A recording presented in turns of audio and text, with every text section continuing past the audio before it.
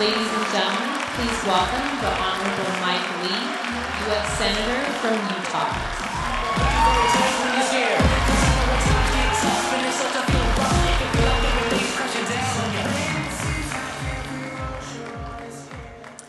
Thank you very much. I want to begin my remarks today by telling you a story that I first heard told by a man named Emo Phillips from Downers Grove, Illinois. Emo talked about the fact that one night he went on a walk. He found himself walking across a long bridge near his home. It was a lonely walk, and Emo was happy about that. There was no traffic. There were no pedestrians, no cars on the bridge that night. Only when he got to the middle of the bridge, he saw something that caught his eye. He saw a man standing on the outside edge of the bridge, outside of the guardrail.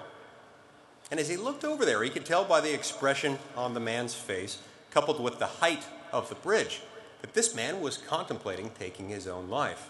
Emo thought, I've got to help. So he started a conversation with the man. He asked the man, do you believe in God? The man said, yes. Emo said, me too. Are you a Christian? Yes, me too. What denomination? Well, I'm a Baptist. Me too. Are you a Northern Baptist or a Southern Baptist? He said, I'm a Northern Baptist. Me too. Are you a Northern Fundamentalist Baptist or a Northern Reformed Baptist? He said, I'm a Northern Fundamentalist Baptist. Me too. Are you a Northern Fundamentalist Baptist Conference of 1857? Or are you a Northern Fundamentalist Baptist Conference of 1812? But the man said, well, I'm a Northern Fundamentalist Baptist Conference of 1857. And Emo said, die, you heretic, and pushed him off the bridge.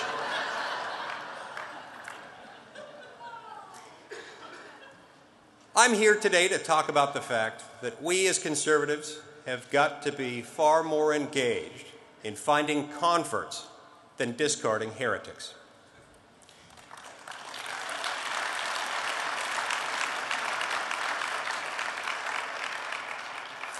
It is a great honor to be back at CPAC, but more than that, it's an honor to speak at this CPAC. You see, 2014 is an important year for conservatives. Yes, the White House agenda is crumbling. Obamacare is a disaster, and President Obama has lost the confidence of the American people. With things going so badly for the left, especially in an election year, conventional wisdom in Washington is that the best thing conservatives can do is, well, nothing.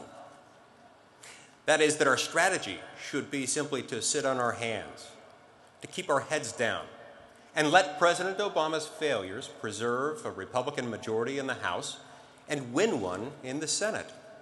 But I'm here to tell you that conventional wisdom in Washington, as usual, is dead wrong. That council is unworthy of the party of Lincoln and Reagan, and it's unequal to the task before us. President Obama and the Democrats have done everything they can to deserve defeat. But the Republican Party has not yet done what it must do to deserve victory. We've not yet... Thank you. We've not yet won back the trust of the American people, or explained exactly why they should give it to us.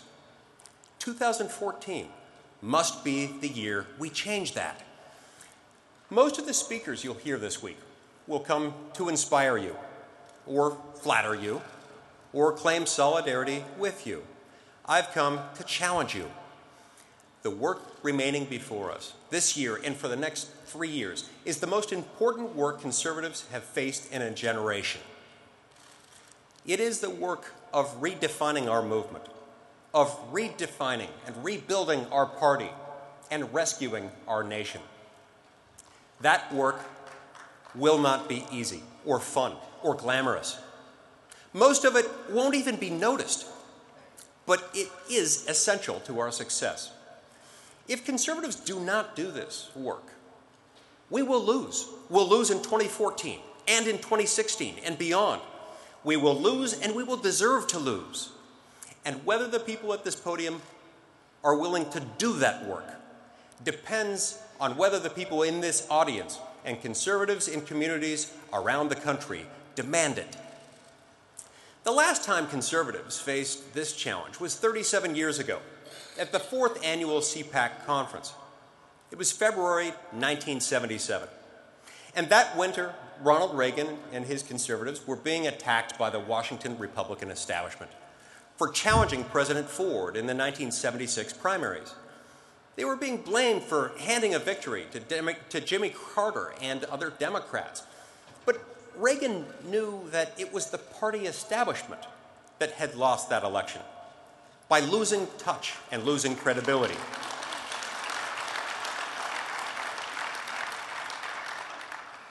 He knew that the future of the GOP was not the old party of Republican insiders.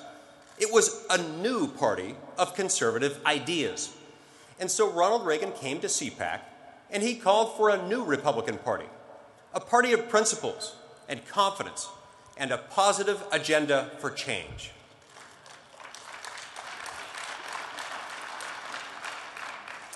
Conservatives then went about the hard, heroic work of applying timeless principles to timely problems, to pivot from purges to persuasion, from protest to reform. And those in the establishment never knew what hit them.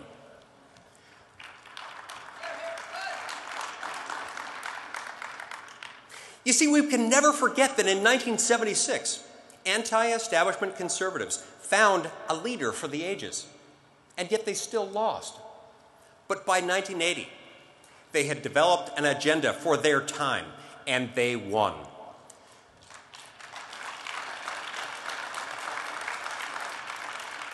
My fellow conservatives, it's time to do it again.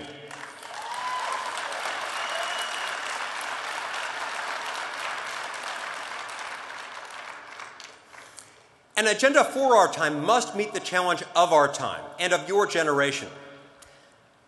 That challenge is America's growing opportunity deficit. We see this opportunity deficit at the bottom of our economy, where dysfunctional welfare policies trap poor families in poverty.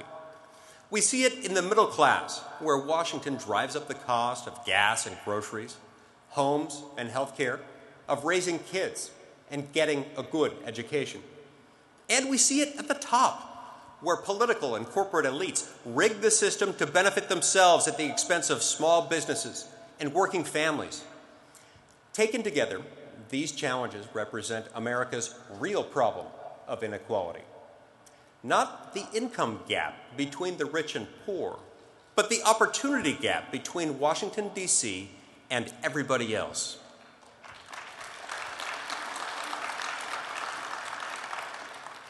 Progressives believe the solution to this inequality is bigger government.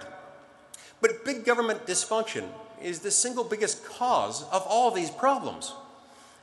There are conservative solutions to these problems, to close America's opportunity deficit and rescue our economy and our society from government dysfunction. But I'm here to tell you, those solutions are not coming from the Washington establishment. A new generation of conservative ideas must come from a new generation of conservative leaders. And for the first time in a long time, they are. Leaders like my friends, Senators Ted Cruz, Rand Paul, Marco Rubio, John Cornyn, John Thune, Tim Scott, and congressmen like Mike Pompeo, Jim Jordan, Jeb Hensarling, Tom Graves, Steve Scalise, and Paul Ryan, among others, are developing policies that, taken together, are delivering a new conservative reform agenda to once again clarify and unify the Republican Party. You see, we have concrete, specific proposals to help lower-income families overcome welfare, improve education and job training, and rescue at-risk communities with too few jobs, too few fathers, and too little hope. We have solutions to end cronyist privilege and corporate welfare, to close the Beltway favor bank, and put America's political and corporate elites back to work for the rest of us.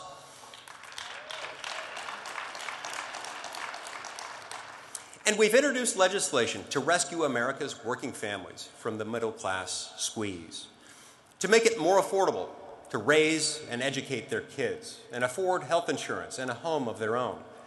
We have an agenda. And contrary to the establishment's advice, we're not hiding it from the people or from the media or from you.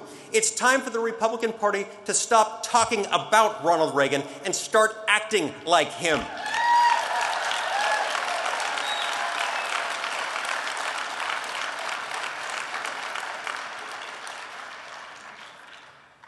Conservatives can't afford or expect to win elections by default. We need to win elections with a mandate.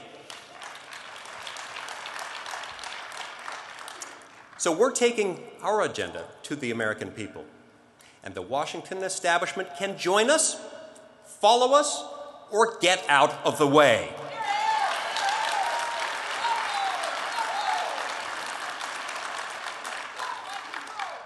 A new generation of conservative leaders is rising to meet the challenges of this new era. But to build a new conservative reform party, that party needs this new conservative reform agenda. That's where you come in. This year, when candidates ask for your vote, make them earn it. Forget their personalities and focus on their policies. Don't settle for spin. Ask for specifics. The kind of leaders we need won't just tell you what they're against. They'll tell you what they're for and why. My challenge to you is not simply to find and support true conservative reformers. My challenge to you is to become one. Become the kind of thoughtful, positive, principled conservative our movement wants, the establishment fears, and our country needs.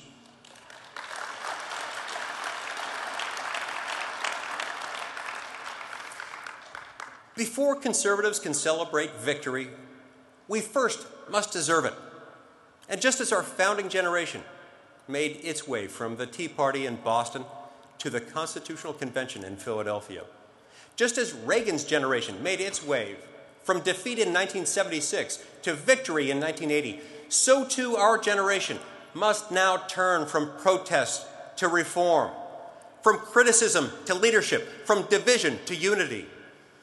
Together, this new generation of reform conservatives can revive our movement, rebuild our party, and restore opportunity to our neighbors and prosperity to our nation. My fellow conservatives, let's get to work. Thank you.